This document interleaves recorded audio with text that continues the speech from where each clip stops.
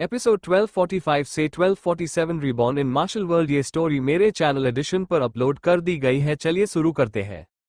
मुझे आश्चर्य है कि वो व्यक्ति कौन है, सम्राट अजिंक्य ने कहा। अगले दिनों में मुख्य चौक पर लड़ाई जारी रही। लोग आश्चर्यचकित थे क्योंकि सम्राट अगस्त्य पिछले कुछ दिनों से दिखाई नहीं दिए थे।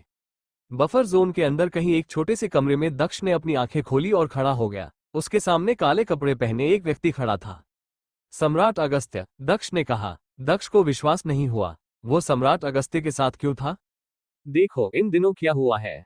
उद्धरण चिन्ह। सम्राट अगस्त्य ने दक्ष की ओर मुस्कुराते हुए कहा। उसने अपनी ईश्वरीय चेतना को मुक्त किया और उसे दक्ष की ईश्वरीय जागरूकता में समाहित कर दिया। अचानक दक्ष ने वो सब कुछ देखा जो हुआ था।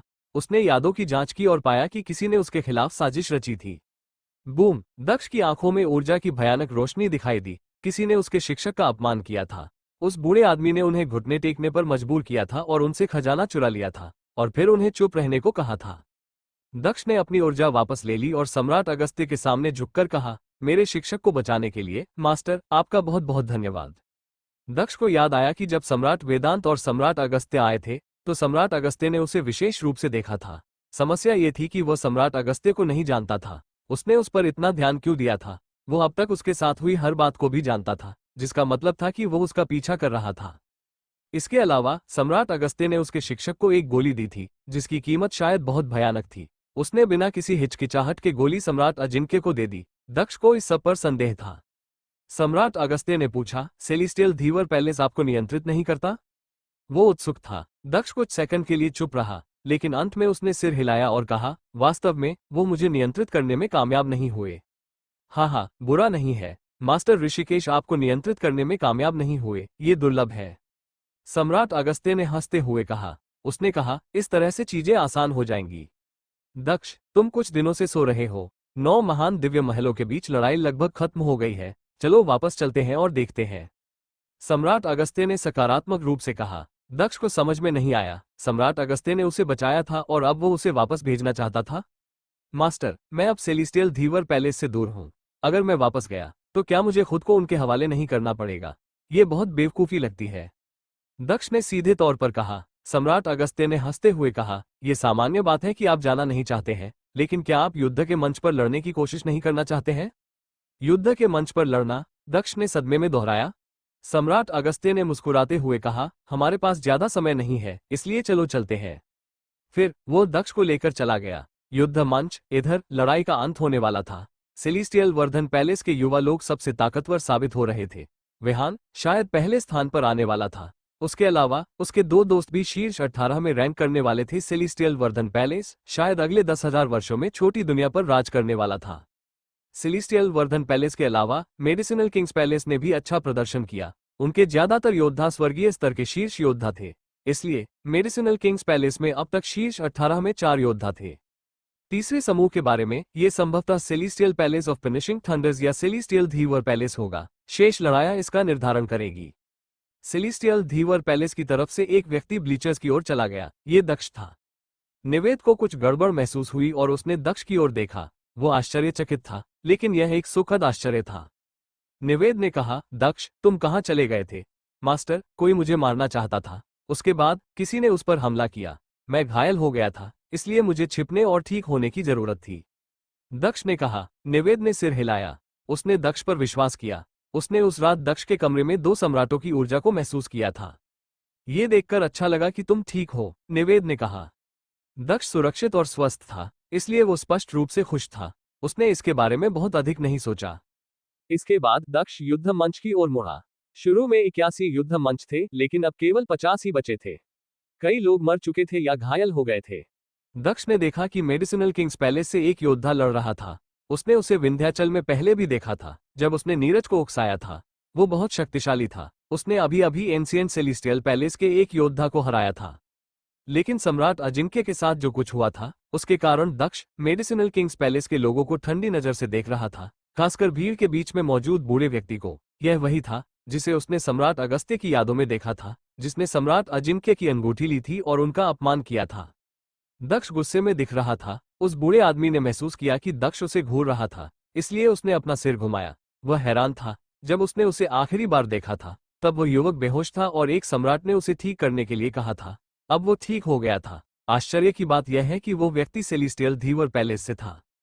इसके बाद दक्ष ने फिर से युद्ध के मंचों को देखा। महान दुनिया के मजबूत योद्धा बेहद मजबूत थे। प्रनील 8वें स्वर्गीय स्तर तक पहुंच गया था, जबकि अत्विक और नीरज भी तब से अधिक मजबूत हो गए थे जब से उसने उन्हें आखिरी बार देखा था। दक्ष ने फिर से विहान की तरफ देखा। वो तेज और क्रूर था। उसके हमले विस्फोटक थे, जिससे उसके विरोधी या तो मर जाते थे या बुरी तरह घायल हो जाते थे। सम्राट वेदांत, जो सेलेस्टियल वर्धन पैलेस की तरफ थे, बाहर आए और मुस्कुराते हुए बोले, भाई अगस्त्य, पिछले कुछ दिनों से मैं आपको कैसे नहीं देख पाया। मुझे कुछ काम करने थे। यह मेरे लिए एक महत्वपूर्ण क्षण था। सौभाग्य से मैं इसे चूक नहीं पाया। सम्राट अगस्त्य ने कहा, जो अच्छे मूड में लग रहे थे। उसके साथ क्या हो रहा था? सम्राट वेदांत ने उन्हें आने के बाद से इतने अच्छे मूड में नहीं देखा था। भाई अगस्त्य, आप इन युवकों के बारे में क्या सोचते हैं? मैं कुछ को ड्रैगन रिज माउंटेन पर ले जाना चाहता हूं। उनमें से केवल 1 या 2 ही आपके साथ जा सकते हैं। सम्राट वेदांत ने मुस्कुराते हुए कहा। सम्राट अगस्त्य ने उदासीनता से कहा, कोई जरूरत नहीं है। उनमें से कोई भी ड्रैगन रिज माउंटेन पर नहीं जा सकता। फिर उसने लड़ाई देखना जारी रखा। इस लड़ाई के बाद विहान विजेता बन जाएगा। सम्राट वेदांत ने सोचा, आखिरी लड़ाई विहान और celestial palace of finishing thunder's के एक मजबूत योद्धा के बीच थी। उस मजबूत योद्धा ने एक भी लड़ाई नहीं जीती थी, जबकि विहान ने अपनी सभी लड़ाइयां जीती थी, इसलिए विहान के जीतने की उम्मीद थी। विहान और celestial palace of finishing thunder's के उस शक्तिशाली योद्धा ने युद्ध किया। वज्र और शून्य क्षेत्र की ऊर्जाओं के टकराने से आकाश में विस्फोट हुआ। गूढ़ ऊर्जाओं ने युद्ध मंच पर हमला किया, जिससे वो हिंसक रूप से हिल गया। उच्चतम स्तर की गूढ़ ऊर्जाएं, भीड़ ने सोचा। भीड़ को इस बात पर यकीन नहीं हुआ। विहान की शक्ति 700 गुना बढ़ गई थी और उसकी गूढ़ ऊर्जाएं उच्चतम स्तर पर थी। उसे सम्राट बनने में ज्यादा समय नहीं लगेगा। अंत में विहान ने युद्ध जीत लिया। वो विजेता था। बुरा नहीं। सम्राट वेदांत खड़े हुए और मुस्कुराते हुए कहा। उन्हें गर्व था। हालांकि उन्होंने विहान को बहुत लंबे समय तक नहीं पढ़ाया था, फिर भी उन्हें अपने शिष्य पर गर्व था। 9 महान दिव्य महलों में से कोई भी शिष्य अब उसका मुकाबला नहीं कर सकता था। सेलेस्टियल वर्धन पैलेस के योद्धाओं ने भी खड़े होकर उसकी सराहना की। सम्राट वेदांत संतुष्ट थे और सेलेस्टियल वर्धन पैलेस भी। ठीक है, हम रैंकिंग शुरू कर सकते हैं। उद्धरण चिन्ह। सम्राट वेदांत ने कहा। इस समय रेफरी ने अंक गिनना शुरू कर दिया। विहान पहले स्थान पर था। दूसरा मेडिसिनल किंग्स पैलेस से था, वह एक विनम्र युवा था। तीसरा वह योद्धा था जो विहान के खिलाफ हार गया था। चौथा वृषंत था। पांचवा अमोल था। छठवां सेलेस्टियल वर्धन पैलेस से कोई था, फिर अत्विक, नीरज और प्रनील। बुरा नहीं है। आप 18 प्रतिभाशाली लोगों में से क्या कोई ड्रैगन रिज माउंटेन में शामिल होना चाहता है? उद्धरण चिन्ह। सम्राट वेदांत ने खुशी से पूछा। उनमें से कई बेहद खुश दिख रहे थे।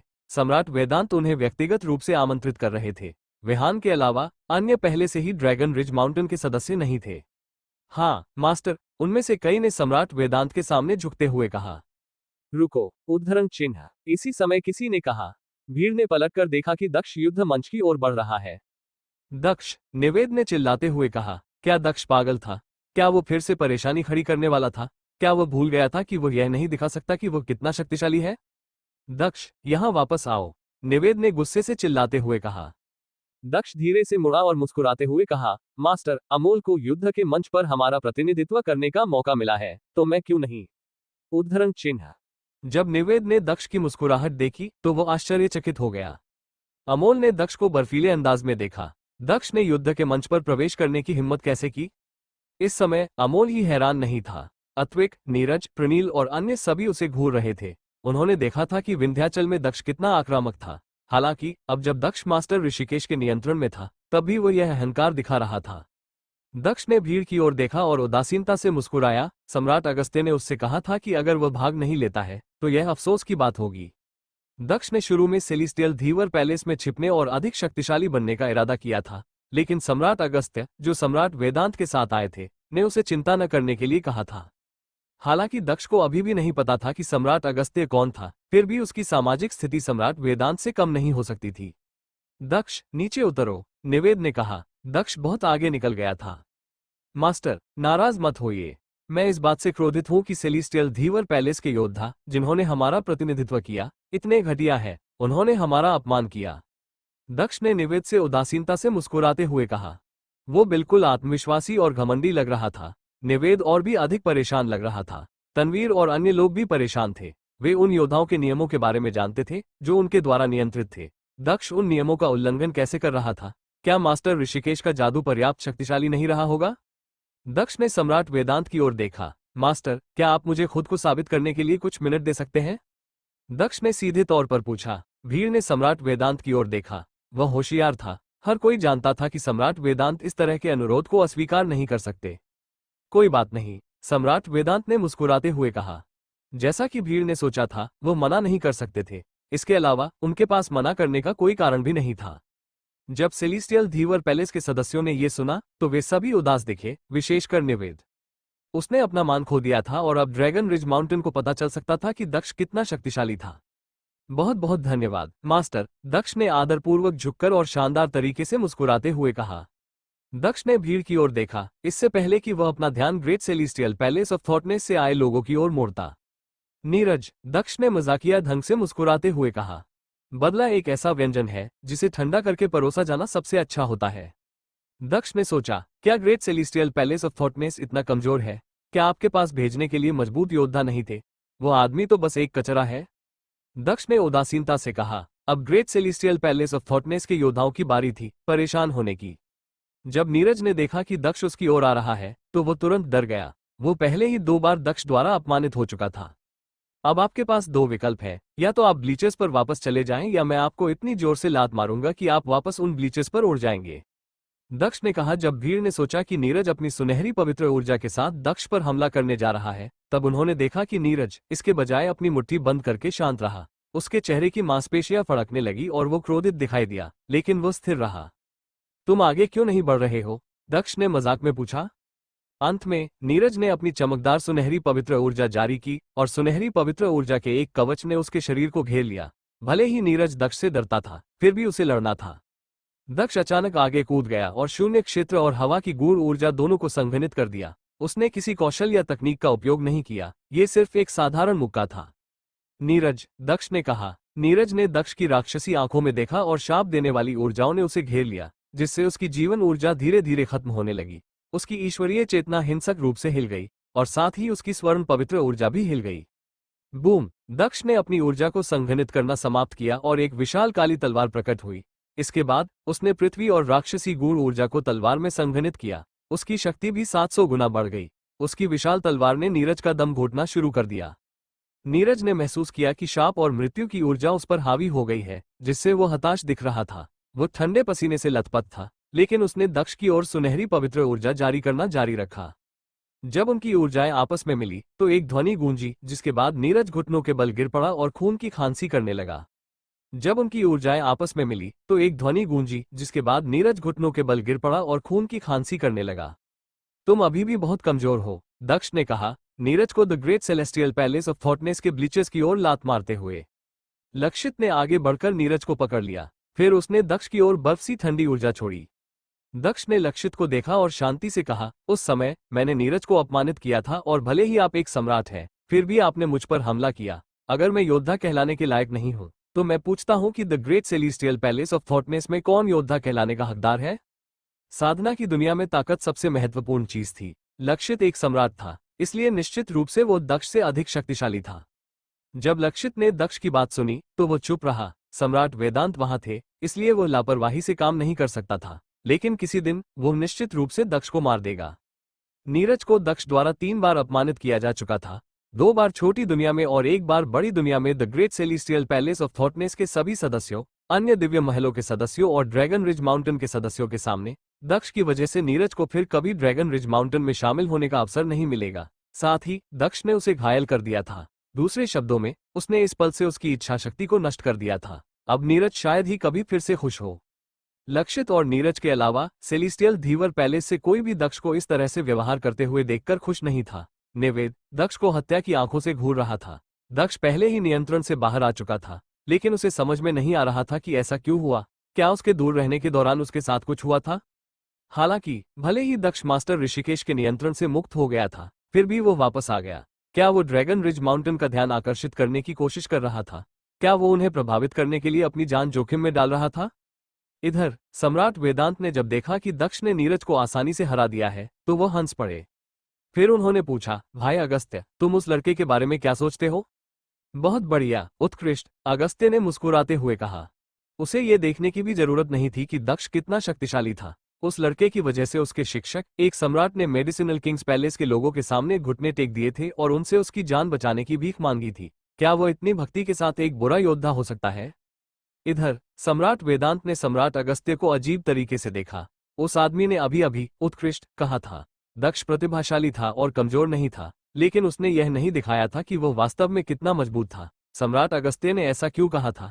सम्राट वेदांत को नहीं पता था कि सम्राट अगस्त्य पहले से ही दक्ष के बारे में अधिक जानता था। 9 महलों में इतने सारे उत्कृष्ट शिष्य हैं और फिर भी आप उनमें से किसी के बारे में बहुत अधिक नहीं सोचते हैं। अब आप सेलेस्टियल धीवर पैलेस की छोटी दुनिया के एक शिष्य को इतना महत्व दे रहे हैं? सम्राट वेदांत ने पूछा। सम्राट अगस्त्य ने मुस्कुराते हुए कहा, छोटी दुनिया से आने वाले लोगों में से कुछ अविश्वसनीय है और बड़ी दुनिया को आश्चर्यचकित कर देंगे। सम्राट वेदांत आश्चर्यचकित हुए और फिर हंसने लगे। सम्राट वेदांत ने कहा, ऐसे लोग बहुत दुर्लभ हैं। फिर उन्होंने फिर से युद्ध के मंच की ओर देखा। दक्ष ने अन्य मजबूत योद्धाओं, खास तौर पर अत्विक को देखा। फिर उसने कहा, मैंने पहले ही उसे हरा दिया है। सेलेस्टियल ट्रांसफॉर्मेशन पैलेस के वे लोग वास्तव में सेलेस्टियल ट्रांसफॉर्मेशन पैलेस का प्रतिनिधित्व नहीं कर सकते। अत्विक क्रोधित था। हालांकि दक्ष ने उसे पहले भी हराया था, लेकिन अब वह अपना बदला लेने के लिए तैयार था। हालांकि दक्ष उसके खिलाफ लड़ना नहीं चाहता था। उसने दूसरे योद्धाओं, खास तौर पर सेलेस्टियल धीवर पैलेस के दूसरे योद्धाओं को देखा। सेलेस्टियल धीवर पैलेस के उन युवा लोगों में से केवल 2 लोगों ने शीर्ष 18 में स्थान प्राप्त किया था। अमोल 5वें स्थान पर था और एक अन्य 13वें स्थान पर था। अंत में सेलेस्टियल धीवर palace celestial palace of finishing thunders से हार गया। इस प्रकार उस छोटी दुनिया पर उनका नियंत्रण खो गया जहां से दक्ष था। मास्टर, आपकी आंखें वाकई बहुत खराब है। सेलेस्टियल धीवर पैलेस में बहुत सारे मजबूत योद्धा हैं और आश्चर्य की बात है कि आपने केवल ऐसे लोगों को भेजा है जो सेलेस्टियल धीवर पैलेस को बदनाम कर देंगे। दक्ष ने मुस्कुराते हुए निवेद से कहा। निवेद गुस्से में था। ऐसा कहकर वो आखिरकार साबित कर रहा था कि अब उस पर नियंत्रण नहीं किया जा सकता। मास्टर वेदांत, मेरे शिष्य को कुछ समस्याएं हो रही हैं। वह आपका अनादर कर रहा है, इसलिए मुझे इसके लिए खेद है। मैं उसे रोकूंगा और बाद में इसके लिए उसे सजा दूंगा। निवेद ने सम्राट वेदांत से कहा। ड्रैगन रिज माउंटेन द्वारा उसे और अधिक महत्व दिए जाने से पहले उसे दक्ष को युद्ध के मंच से हटाना होगा। सम्राट वेदांत आश्चर्यचकित थे, लेकिन सम्राट अगस्त्य मुस्कुराए और धीमी आवाज में कहा, भाई वेदांत, मैं उसे देखना जारी रखना चाहता हूं। ठीक है, सम्राट वेदांत ने कहा। उन्होंने निवेद को देखा और कहा, कोई बात नहीं, अभी हस्तक्षेप करना बंद करो। निवेद हैरान था। कोई भी सम्राट वेदांत का विरोध नहीं कर सकता था, यहां तक कि 9 महान दिव्य महलों के नेता भी ऐसा नहीं कर सकते थे। ऐसा कहकर सम्राट वेदांत ये कह रहे थे कि कोई भी दक्ष को परेशान नहीं कर सकता, क्योंकि वो लड़ाई शुरू करना जारी रखेगा। दक्ष मुस्कुराया। सम्राट अगस्त्य ने उसे वापस ले लिया था, इसलिए निश्चित रूप से उसे इस अवसर का उपयोग करना था। मास्टर, मैं तो बस आपकी प्रतिष्ठा वापस पाने की कोशिश कर रहा था। फिर भी आप कह रहे हैं कि मैं इन अविश्वसनीय लोगों का अनादर कर रहा हूं। मैं आपको दिखाऊंगा कि आपकी आंखें कितनी खराब है। दक्ष ने निवेद से कहा। उसने अमोल और दूसरे को देखा और कहा, तुम दोनों आओ और मुझसे मिलकर लड़ो। अमोल क्रोधित दिखा और उसने तुरंत ऊर्जा को छोड़ दिया। पिछली बार दक्ष ने अचानक उस पर मृत्यु ऊर्जा और बल के साथ हमला किया था, लेकिन अमोल ने सोचा कि एक निष्पक्ष लड़ाई में वो दक्ष से अधिक मजबूत था। ऊर्जाएं बाहर निकली और अमोल को घेर लिया। एक पल में अमोल एक सुनहरी तस्वीर वाली मार्शल स्पिरिट से घिर गया। बूम! अमोल आगे कूदा और दक्ष की ओर बढ़ गया। वो 5वें स्थान पर था, इसलिए वो खुद पर आश्वस्त महसूस कर रहा था। दक्ष ने अपने राक्षसी क्षेत्र को मुक्त किया और राक्षसी ऊर्जा लहरों में लुढ़क गई। आक्रामक ऊर्जाओं ने उसके राक्षसी क्षेत्र की ताकत को अवरुद्ध कर दिया। अमोल आगे की ओर दौड़ता रहा और राक्षसी क्षेत्र को पीछे धकेलता रहा। दक्ष के कौशल अमोल के कौशल से अधिक मजबूत थे, लेकिन दक्ष का साधना स्तर बहुत कम था। अमोल 9वें स्वर्गीय स्तर का योद्धा था, जो एक बड़ा अंतर था। दक्ष की पीठ के पीछे एक दानव प्रकट हुआ, जो बहुत आक्रामक दिख रहा था। उसके प्रकट होने से दक्ष का राक्षसी क्षेत्र अचानक मजबूत हो गया, इतना कि शून्य क्षेत्र अब दक्ष की ताकत को दबा नहीं सकता था। इसके बाद दक्ष के हाथ में एक विशाल सुनहरी कुल्हाड़ी दिखाई दी। यह नितेश की मार्शल स्पिरिट थी। दक्ष ने इसे अपने कंधे पर रखा और वह आक्रामक और क्रूर दिख रहा था। 7वां स्वर्गीय स्तर और उसकी ऊर्जा पहले से ही बहुत मजबूत है। भीड़ ने कांपते हुए सोचा। अमोल ने अपने हाथ हिलाए और डरावनी शून्य क्षेत्र की रोशनी दक्ष की ओर चमक उठी। डोंग! दक्ष आगे कूद गया, क्योंकि उसने बल छोड़ा जो 600 गुना था, जिसने पिंजरे की तरह तेज शून्य क्षेत्र ऊर्जा को घेर लिया। अमोल ने भी 600 गुना बल छोड़ा, जिससे पिंजरा टूट गया। 700! दक्ष ने कहा। दक्ष आगे कूद गया और इस बार 700 गुना बल छोड़ा। अमोल का दिल जोर से धड़क रहा था, क्योंकि उसने देखा कि दक्ष की ताकत बढ़ रही थी। डोंग, जमीन हिल गई और उसकी सुनहरी ऊर्जाएं फूट पड़ी। इस बार यह 800 गुना बढ़ गई थी। सातवां स्वर्गीय स्तर और उसकी शक्ति 800 से गुना हो गई। भीड़ ने कहा। भीड़ अचंभित थी। जैसे जैसे योद्धा की शक्ति बढ़ती गई, पृथ्वी और आकाश को नियंत्रित करने की उनकी क्षमता बढ़ती गई। वो युवक केवल 7वें स्वर्गीय स्तर तक ही पहुंच पाया था, लेकिन उसकी शक्ति पहले ही 800 से गुना हो चुकी थी। अगर वो 9वें स्वर्गीय स्तर तक पहुंच जाता और उसकी शक्ति 1000 से गुना हो जाती, तो वो पहले ही अर्ध सम्राट बन जाता। 1000 प्रतिभाओं की शक्ति प्राप्त करे। दक्ष ने चुपके से सम्राट को धन्यवाद दिया, जिसने उसे पिछले दिनों सपने दिखाए थे। उस सपने में दक्ष की शक्ति में बहुत सुधार हुआ था। दक्ष ने जैसे ही अपनी आक्रामक राक्षसी और अमर ऊर्जा को छोड़ा, आकाश हिल गया। पागल दिखने वाले राक्षस के अलावा दक्ष के पीछे एक और छाया दिखाई दी, जो एक अमर राक्षस की तरह दिख रही थी। अमर और राक्षसी ऊर्जाओं ने शून्य क्षेत्र की ऊर्जा को आगे बढ़ने से रोक दिया। जैसे जैसे उसका क्षेत्र कमजोर होता गया, दक्ष के राक्षसी क्षेत्र ने शून्य क्षेत्र की ऊर्जा को संघनित कर दिया। दक्ष ने अपना हाथ बढ़ाया और राक्षसी ऊर्जा छोड़ी, जो एक विशाल काली कुल्हाड़ी में बदल गई। उस कुल्हाड़ी में पृथ्वी, मृत्यु और अमर ऊर्जाएं थी। आह! दानव चिल्लाया जब दक्ष ने अपनी विशाल कुल्हाड़ी उठाई, जो फिर आकाश से नीचे उतरी। कुल्हाड़ी ने अपने रास्ते में आने वाली हर चीज को काट डाला, जिसमें अमोल की सुनहरी रोशनी भी शामिल थी। अमोल ने अपने हाथ जोड़े और शून्य क्षेत्र की ऊर्जा से बनी एक तलवार को संघनित किया। बूम! कुल्हाड़ी तलवार से टकराई, जिससे रोशनी हर दिशा में फैल गई। अमोल के कपड़े अचानक फट गए, लेकिन दक्ष के कपड़े भी ज्यादा अच्छे नहीं दिख रहे थे। अमोल ने एक क्षण के लिए अपना संयम बनाए रखा, लेकिन फिर वो जोर से कांपने लगा और खून की खांसी होने लगी। दक्ष ने उनके पिछले आदान प्रदान को बेहतर तरीके से लिया था, इसलिए वो 800 गुना बल को संघनित करते हुए अमोल की ओर भागा। अमोल के मुंह से खून की धार बह निकली। उसने बहुत ताकत खो दी थी, लेकिन उसे अभी हार मानने का मन नहीं था। दक्ष आगे कूदा और अधिक राक्षसी ऊर्जा जारी की, जो एक विशाल हाथ में बदल गई। उसने अमोल को उसके गले से पकड़ लिया और उसके चेहरे से खून निकाल दिया। उसने जितना संभव था उतनी ताकत जुटाई, लेकिन ये बेकार लग रहा था। 9 quadrillion 92 trillion 504 billion 221 million 985,517 पिन सेलेस्टियल धीवर पैलेस के कई लोग अचानक खड़े हो गए और दक्ष को धमकी भरे अंदाज में देखने लगे। हालांकि दक्ष ने अमोल को उपहासपूर्वक देखा और कहा, क्या आप दीपांशी को यहां आने देंगे? वो सेलेस्टियल धीवर पैलेस में है, उसे दोबारा देखने के बारे में सोचना भी मत। अमोल ने कहा। बूम! दक्ष ने राक्षसी और अग्नि ऊर्जा जारी की, जिसने अमोल के हाथ को जलाना शुरू कर दिया और उसके पूरे हाथ में फैल गई। वो उन ऊर्जाओं से खुद को बचाने के लिए कोई ऊर्जा जारी नहीं कर सकता था, इसलिए वो केवल दर्द में चीख सकता था। दीपांशी को यहाँ लाओ, दक्ष ने कहा। इस बार दक्ष अमोल से बात नहीं कर रहा था। वो सेलेस्टियल धीवर पैलेस के लोगों से उसे अपने पास लाने की मांग कर रहा था। निवेद का चेहरा मौत की तरह पीला पड़ गया। दक्ष अब नियंत्रण में नहीं था और अब वो अपना बदला लेना शुरू कर रहा था। अमोल का शरीर पसीने से लथपथ था और उसका चेहरा मौत की तरह पीला पड़ गया था। दक्ष क्रूर था। इसके अलावा वो सबके सामने उसका मजाक उड़ा रहा था। दक्ष ने पहले ही उसका हाथ कुचल दिया था। मैं अभी उसे लेने जा रहा हूं, निवेद ने गायब होते हुए कहा। उसकी गति को देखते हुए उसे जल्दी से वापस आ जाना चाहिए। तुम्हें जल्दी करना चाहिए, दक्ष ने निवेद से कहा। फिर दक्ष ने अमोल को एक शून्य क्षेत्र पिंजरे में डाल दिया और घूम गया। पहले नीरज और अब अमोल हार गया था। सम्राट वेदांत।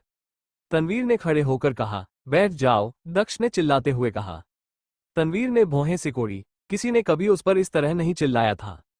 दक्ष की चीख से भीड़ भी कांप उठी। तनवीर एक सम्राट था और वह ड्रैगन रिज माउंटेन के योद्धाओं में से एक था, और फिर भी दक्ष ने उस पर उग्रता से चिल्लाने की हिम्मत की। दक्ष को इन बातों की परवाह नहीं थी, क्योंकि सेलेस्टियल धीवर पैलेस के लोग उसके दुश्मन थे। उसे अब तनवीर के साथ विनम्र होने की जरूरत नहीं थी। यदि आप नहीं चाहते कि वो आपके सामने मर जाए, तो बेहतर होगा कि आप चुप रहें, दक्ष ने तनवीर पर चिल्लाते हुए कहा। तनवीर लगातार दक्ष की काली आंखों को देख रहा था, लेकिन इसका उस पर कोई प्रभाव नहीं पड़ा। कुछ पल एक दूसरे को घूरने के बाद वो आखिरकार बैठ गया। वो कुछ करना चाहता था, लेकिन अमोल पहले से ही गंभीर रूप से घायल था। जब तक वो मर नहीं जाता, तब तक उसे भविष्य में ठीक होने का मौका मिलेगा। आखिरकार दक्ष कोई सम्राट नहीं था और अमोल की चोटें इतनी गंभीर नहीं थी। तनवीर के बैठने के बाद दक्ष ने ठंडी मुस्कान के साथ निवेद को देखा, जो वापस आ गया था। मैंने तुमसे कहा था कि तुम्हारी आंखें खराब है। अमोल इतना कमजोर है कि तुम नहीं देख सकते कि वह कितना शर्मनाक है। अगर तुमने मुझे लड़ने दिया होता तो तुम इतना सम्मान नहीं खोते, दक्ष ने मजाक करते हुए कहा। फिर उसने भव्यांश, विशाल और नवीन की ओर देखा। वे उसके दोस्त थे, लेकिन इस समय वे उसे ठंडे तरीके से देख रहे थे। तुम्हें बहुत जल्दी इसका पछतावा होगा, तनवीर ने सोचा। क्या दक्ष ने अपनी सारी उम्मीदें ड्रैगन रिज माउंटेन पर लगाई थी? क्या उसने सोचा था कि क्योंकि वो थोड़ा प्रतिभाशाली था, इसलिए सम्राट वेदांत उसे भर्ती कर लेंगे? दक्ष थोड़ा बहुत भोला था। क्या दक्ष ने अपनी सारी उम्मीदें ड्रैगन रिज माउंटेन पर लगाई थी? क्या उसने सोचा था कि क्योंकि वो थोड़ा प्रतिभाशाली था, इसलिए सम्राट वेदांत उसे भर्ती कर लेंगे? दक्ष थोड़ा बहुत भोला था। इस समय दीपांशी निवेद के बगल में खड़ी थी। दीपांशी को समझ में आ गया कि क्या हो रहा था जब उसने दक्ष की बात सुनी और देखा कि दक्ष ने अमोल को मंच पर कैद कर लिया था। दीपांशी, सेलेस्टियल वर्धन पैलेस के ब्लीचेस पर जाओ, मास्टर तुम्हारा ख्याल रखेंगे, दक्ष ने दीपांशी से कहा। सभी ने सोचा कि दक्ष सम्राट वेदांत के बारे में बात कर रहा था। बेशक उनके वहां होने से कोई भी उसे नुकसान पहुंचाने की हिम्मत नहीं करेगा। ठीक है, दीपांशी ने बिना कुछ पूछे कहा। वो तुरंत सेलेस्टियल वर्धन पैलेस के ब्लीचर्स के पास गई और शांति से देखा कि क्या हो रहा था। चले जाओ, दक्ष ने अमोल को थप्पड़ मारते हुए और उसे सेलेस्टियल धीवर पैलेस के ब्लीचर्स पर फेंकते हुए कहा। निवेद ने राहत के साथ अमोल को पकड़ लिया। ये समझाना मुश्किल होता कि सेलेस्टियल धीवर पैलेस के एक मजबूत और प्रतिभाशाली युवक को दक्ष ने क्यों मार डाला। आखिरकार दक्ष मास्टर ऋषिकेश के नियंत्रण से मुक्त हो गया था। फिर भी यह अभी भी अमोल की गलती थी, क्योंकि उसने उसे मारने के लिए किसी को भेजा था, इसलिए ये सब हुआ। लेकिन सेलेस्टियल धीवर पैलेस से निकाले जाने के बाद दक्ष का क्या होगा? दक्ष ने भीड़ को चुप कराते हुए चारों ओर नजर घुमाई। इस बार दक्ष ने मेडिसिनल किंग्स पैलेस से आए युवा योद्धाओं की ओर देखा। फिर वे भौहें सिकोड़कर सोचने लगे कि वो उनके प्रति इतना आक्रामक व्यवहार क्यों कर रहा है।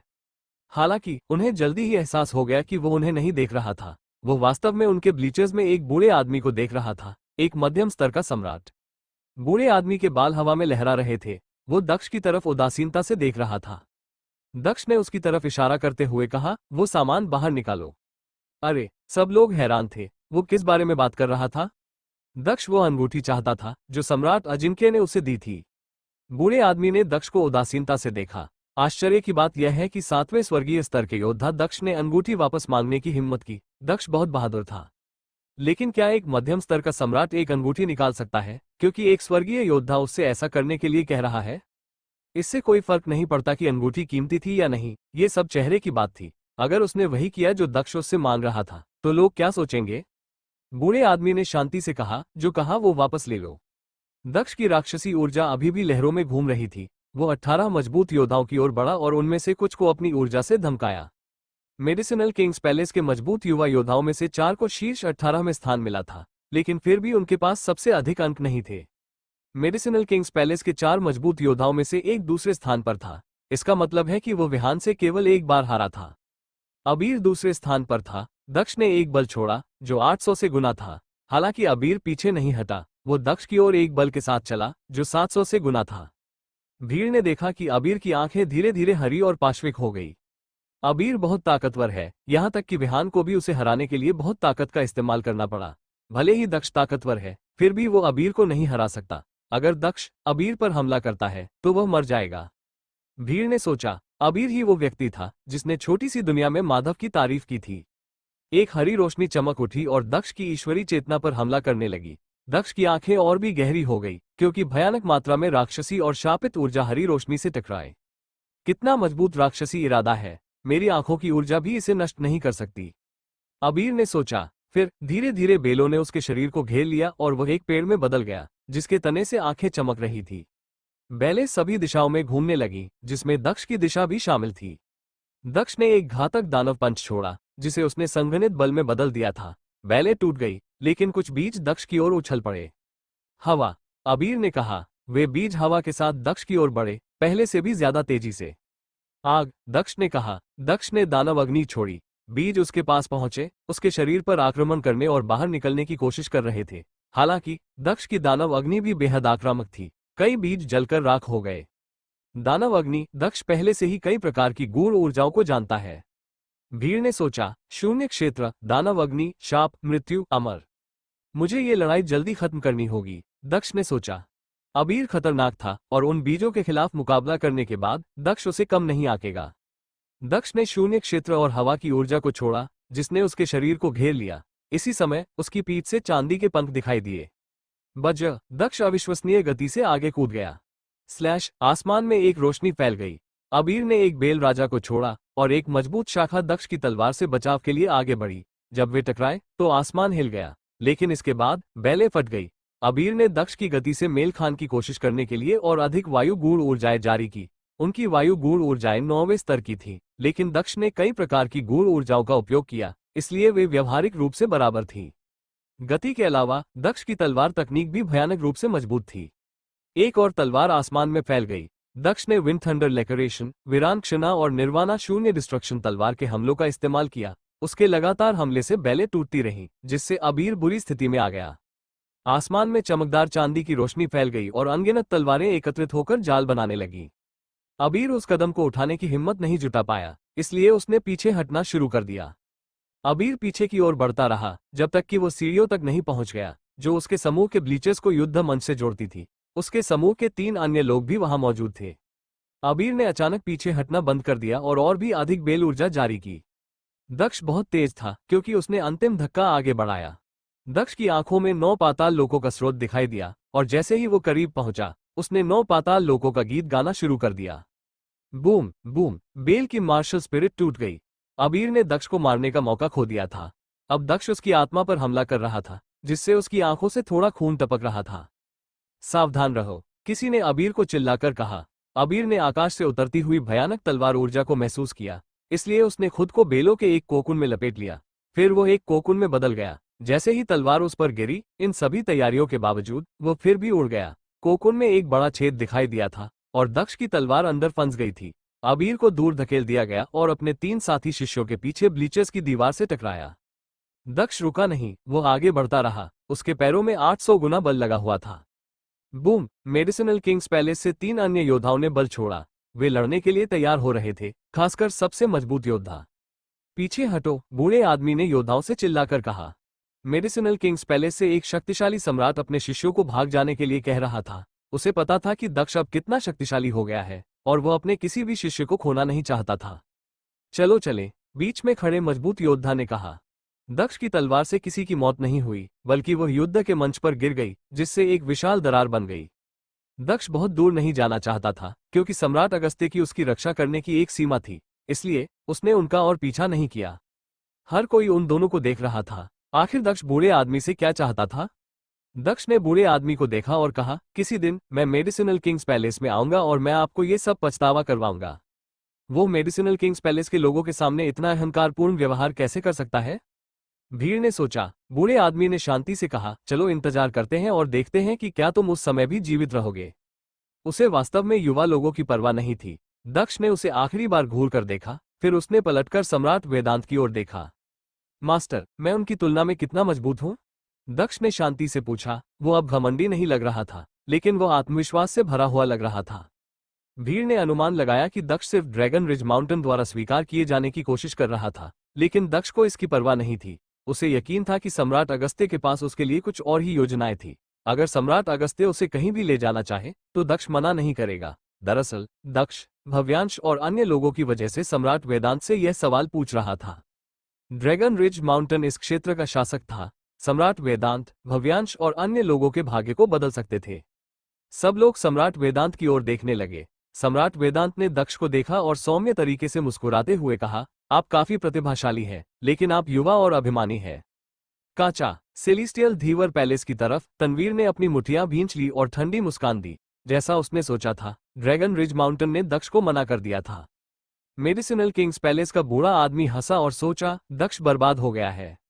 दक्ष बर्बाद हो गया है ना? कई लोगों ने सोचा। दीपांशी का चेहरा मौत की तरह पीला पड़ गया। उसे चिंता थी कि वे दक्ष को अस्वीकार कर देंगे, और इस तरह उसे भी। हे, तभी काले कपड़े पहने एक व्यक्ति मुस्कुराया और खड़ा हो गया। फिर उसने उदासीनता से कहा, क्या तुम अंधे हो? अगर तुम उसे नहीं चाहते हो, तो मैं चाहता हूं। भीड़ हैरान थी। वो अहंकारी कौन था? ऐसा कहने की हिम्मत किसने की? वे पीछे मुड़े और चौंक गए। यह वही है, ये सम्राट अगस्त्य है। भीड़ ने सोचा, ड्रैगन रिज माउंटेन, अंधा? सम्राट अगस्त्य कौन है? कई लोगों ने सोचा, सम्राट वेदांत एक उच्च स्तरीय सम्राट थे, जिनका सामाजिक स्तर ऊंचा था। लेकिन दक्ष को मना कर दिया गया था और सभी उम्मीदों के विपरीत सम्राट अगस्त्य ने हस्तक्षेप किया था। 871,781 पिन। इसमें कोई संदेश नहीं कि सम्राट अगस्त्य ड्रैगन रिज माउंटेन के सदस्य नहीं थे, अन्यथा उन्होंने सम्राट वेदांत से यह नहीं पूछा होता कि क्या वह अंधा है। मैंने सम्राट अगस्त्य के बारे में कभी नहीं सुना। वो ड्रैगन रिज माउंटेन से नहीं है और वह 9 दिव्य महलों से कोई मजबूत योद्धा भी नहीं है, लेकिन वो सम्राट वेदांत के बगल में खड़ा है। वो कौन हो सकता है? भीड़ ने सोचा। सम्राट वेदांत को आश्चर्य हुआ जब उन्होंने सम्राट अगस्त्य की बात सुनी, लेकिन फिर उन्होंने मुस्कुराते हुए कहा, आप वास्तव में उस लड़के के बारे में बहुत अच्छा सोचते हैं। उसने साबित कर दिया कि वो कितना ताकतवर है। तुमने उसे अस्वीकार कर दिया, लेकिन मैं यह अवसर नहीं छोड़ सकता। मैं उसे ले जा रहा हूं। सम्राट अगस्त्य ने कहा। सम्राट वेदांत ने उसकी ओर गहरी और अर्थपूर्ण दृष्टि से देखा, मानो उसे आभास हो गया हो कि कुछ गड़बड़ है। सम्राट अगस्त्य और वो बहुत करीब नहीं थे, वे दो अलग अलग समूहों के सम्राट थे। हालांकि रास्ते में उनकी मुलाकात सम्राट अगस्त्य से हुई थी और उन्होंने उन्हें अपने साथ आने के लिए आमंत्रित किया था। रास्ते में सम्राट अगस्त्य शांत और चुप रहे थे। यही वो समय था जब वो आज और अधिक मुस्कुराने लगे थे। इसके अलावा वो पिछले कुछ दिनों से गायब थे। सम्राट वेदांत ने दक्ष की ओर देखा और अचानक उन्हें लगा कि सम्राट अगस्त्य उसे लेने आए हैं। सम्राट वेदांत ने उदासीनता से मुस्कुराते हुए कहा, 9 महान दिव्य महलों में कई उत्कृष्ट शिष्य हैं, लेकिन आपने उनमें से किसी के बारे में भी अच्छा नहीं सोचा। वो ये सब समझने की कोशिश कर रहा था। सम्राट अगस्त्य ने उदासीनता से कहा, मुझे प्रतिभाशाली और उत्कृष्ट युवा लोग पसंद है। यह एक सामान्य संवाद की तरह था, लेकिन भीड़ को लग रहा था कि यह एक तरह का अंतर्निहित संघर्ष था। भाई अगस्त्य, क्या आपको लगता है कि वो बाकी सभी से अधिक प्रतिभाशाली है? सम्राट वेदांत ने पूछा। बेशक, सम्राट अगस्त्य ने कहा। चूंकि यह ऐसा ही है, इसलिए आपके जाने के बाद मैं उन लोगों को ड्रैगन रिज माउंटेन पर ले जाऊंगा और किसी और दिन हम फिर से उनकी ताकत की तुलना करेंगे। फिर हम देखेंगे कि कौन सही था। सम्राट वेदांत ने शांति और स्थिरता से कहा, मुझे पहले से ही परिणाम पता है, लेकिन अगर आप जोर देते हैं तो मुझे कोई आपत्ति नहीं है। किसी और दिन हम एक छोटी सी प्रतियोगिता कर सकते हैं। सम्राट अगस्त्य ने उदासीनता से मुस्कुराते हुए कहा। वो रहस्यमय और अथाह लग रहा था। कोई नहीं जानता था कि वो क्या सोच रहा था। मास्टर, दक्ष ने मेरे महल के नियमों का उल्लंघन किया और उसने हमें कई परेशानियां दी। तनवीर ने खड़े होकर सम्राट अगस्त्य को ठंडे तरीके से देखते हुए कहा। सम्राट अगस्त्य ने पलटकर तनवीर को शांति और उदासीनता से देखा। उसने कहा, अपने महल के नेता से कहो कि वो आकर मुझसे बात करे। तनवीर डर गया और अपमानित महसूस करने लगा। उसे अभी बात करने का पछतावा हुआ। दक्ष, क्या तुम्हारा काम खत्म हो गया है? सम्राट अगस्त्य ने पूछा।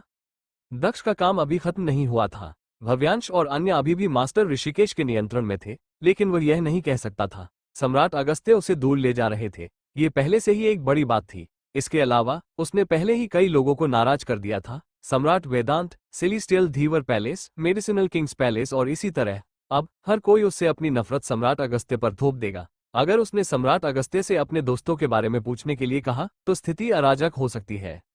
To be continued. अब आगे क्या होने वाला है? आखिर किस समूह से थे सम्राट अगस्त्य? आखिर सम्राट अगस्त्य दक्ष को कहां ले जाने वाले थे? क्या दक्ष दीपांशी को यहीं छोड़ देगा?